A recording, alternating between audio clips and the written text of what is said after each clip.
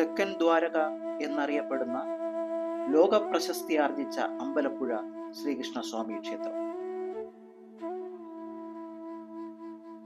ഈ ക്ഷേത്രം സന്ദർശിക്കാത്ത മലയാളികൾ വിരളമാണ്.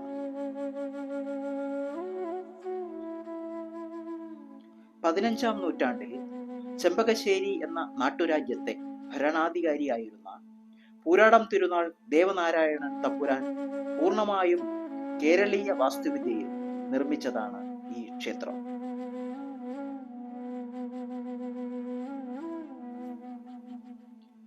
ചരിത്രവും ഐതിഹ്യവും ലയിച്ച അപൂർവം ക്ഷേത്രങ്ങളിലൊന്നാണ് അമ്പലപ്പുഴ ക്ഷേത്രം.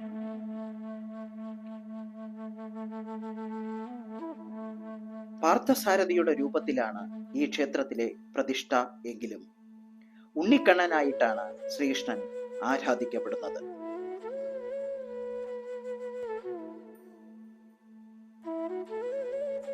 ആയിരത്തി 1789 ടിപ്പു സുൽത്താന്റെ പടയോട്ടത്തെ തുടർന്ന് ഗുരുവായൂർ ക്ഷേത്രത്തിലെ ശ്രീകൃഷ്ണ വിഗ്രഹം അമ്പലപ്പുഴ ക്ഷേത്രത്തിൽ 3 വർഷത്തോളം സുരക്ഷിതമായി സൂക്ഷിച്ച് ആരാധന നടത്തി വന്നിരുന്നു. ആ ശ്രീകോവിലിൽ ഇന്നും ഗുരുവായൂരപ്പന്റെ ചിത്രം വെച്ച് ആരാധിക്കുന്നു.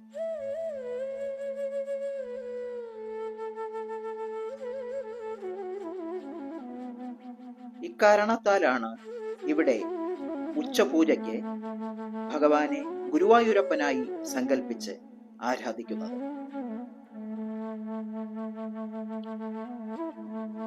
ലോകപ്രസിദ്ധമായ അമ്പലപ്പുഴ പാൽപ്പായസവും അമ്പലപ്പുഴ വേലകളിയും ഈ ക്ഷേത്രത്തോട് അനുബന്ധിച്ചുള്ളവയാണ്. ഉച്ചയ്ക്ക് പാൽപ്പായസം സേവിക്കുവാൻ ഗുരുവായൂരപ്പൻ അമ്പലപ്പുഴയിൽ എത്തുമെന്നാണ് ഐതിഹ്യം.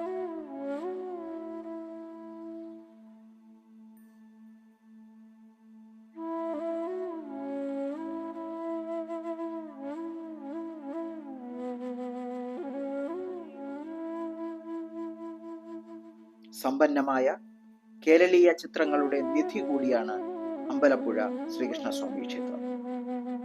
ക്ഷേത്രത്തിന്റെ ഉൾവശം ദശാവതാരത്തിന്റെ ചിത്രങ്ങളാൽ അലങ്കരിച്ചിരിക്കുന്നു.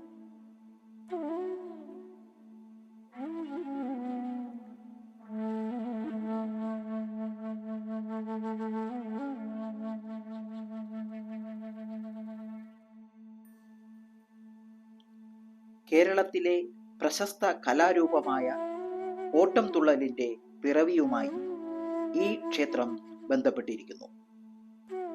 മലയാളത്തിന്റെ ഇതിഹാസ കവി കളക്കത്ത് കുഞ്ചൻ നമ്പ്യാർ അമ്പലപ്പുഴ ക്ഷേത്ര പരിസരത്ത് വെച്ചാണ് ഈ തനത് കലാരൂപത്തിന് ജന്മം നൽകിയതെന്ന് വിശ്വസിക്കപ്പെടുന്നു.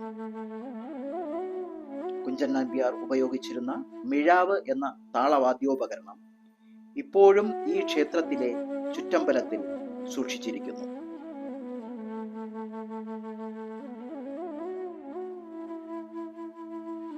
ഈ വിധം ചരിത്രവും ഐതിഹ്യവും ഇടകലർന്ന് വിശ്വാസികളെയും ചരിത്രകാരന്മാരെയും ഒരുപോലെ അത്ഭുതപ്പെടുത്തുന്ന ആരാധനാലയമാണ് അമ്പലപ്പുഴ ശ്രീകൃഷ്ണസ്വാമി ക്ഷേത്രം.